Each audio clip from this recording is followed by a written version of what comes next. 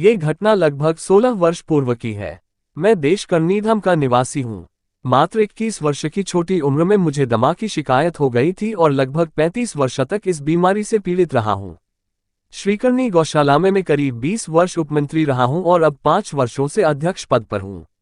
घटना विक्रम संवत 2036 फाल्गुन की है।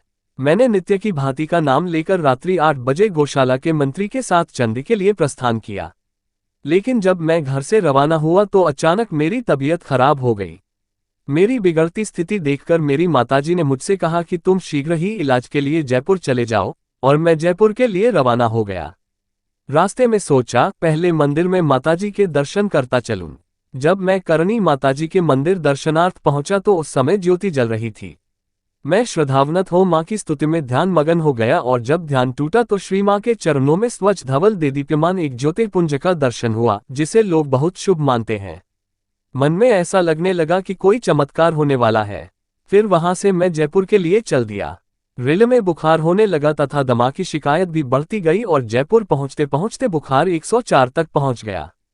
वहां पहुंचकर 3 दिन तक अच्छे डॉक्टरों से इलाज कराया, लेकिन कोई फायदा नहीं हुआ।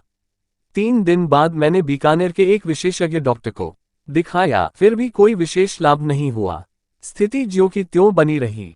अब मुझे ऐसा महसूस होने लगा कि मैं बच नहीं पाऊंगा। मैं अस्पताल में जिस बेड पर सोया था उसके सिरहाने दीवार पर भगवान लड्डू गोपाल की तस्वीर लगी हुई थी और ठीक सामने की तरफ भगवान शंकर की सत्यम शिव सुंदरम की चंद्राकार तस्वीर लगी हुई थी, जिसमें भगवान शंकर का विश्राम करते हुए चित्र था। मैंने भगवान कृष्ण की तरफ देखते हुए कहा, कन्हैया, मुझे मरने की चिंता नहीं है, परंतु यह उचित समय नहीं है। यदि तुमसे जाना चाहो तो तैयार हूं, क्योंकि मैं इस असहनीय कष्ट से ऊब गया हूं। इस प्रकार कहते हुए ज्यों ही को नमस्कार किया त्यों ही मैं बेहोश हो गया।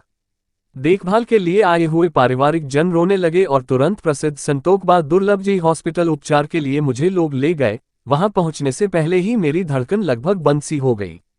अत्यंत घबराहट के साथ बार बार लोग धड़कन सुनने की चेष्टा करने लगे। अंत में मेरे भाई ने निराश होकर मेरे बड़े लड़के से कहा कि अब इन्हें घर पर ले चलो, क्योंकि अब डॉक्टर कुछ नहीं कर सकते। परंतु मेरे लड़के ने बड़ी ही दृढ़ता से कहा कि एक बार तो हॉस्पिटल अवश्य ले जाएंगे, फिर की जैसी कृपा। मुझे इमरजेंसी वार्ड में ले जाया गया। जब डॉक्टर ऑक्सीजन लगाने लगे तो ऑक्सीजन नहीं लगा। डॉक्टर ने निराश होकर कहा कि इनके जीवन का कोई लक्षण नहीं दिखाई दे रहा है। परिवार वाले रोने लगे। सब लोग बड़ी ही कातर दृष्टि से आशा लगाए हुए बार बार डॉक्टर की ओर देखने लगे। ठीक उसी समय किसी लक्षण विशेष से डॉक्टर को कुछ आशा जगी और उसने पुनः ऑक्सीजन लगा दिया। इधर परिवार वाले भगवान श्री कृष्ण को आराधना करने लगे।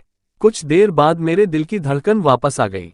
अनवरत इलाज चलने के 3 घंटे के बाद मुझे होश आया और मैं पूर्ण स्वस्थ हो गया।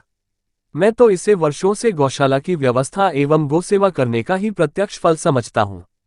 गौशाला में गौ माता की सेवा कृपा से मुझे एक नया जीवन मिला और साथ ही साथ मेरे दमे की शिकायत भी धीरे धीरे कम हो गई।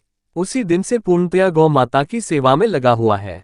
जब भी मैं गाय की सेवा में बाहर निकला हूँ, मुझे कभी भी कोई तकलीफ नहीं हुई है और अब मैं अपने परिवार के साथ सुखमय जीवन व्यतीत कर रहा हूँ।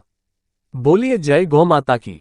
आई थिंक कि यह सच्ची कहानी आपको अच्छी लगी होगी। यदि अच्छी लगी है तो हमारे चैनल को लाइक, कमेंट, सब्सक्राइब करें। मिलते हैं ऐसी ही एक सत्य और रोचक घटना के साथ नेक्स्ट अगले वीडियो में। तब तक के लिए जय श्री राम।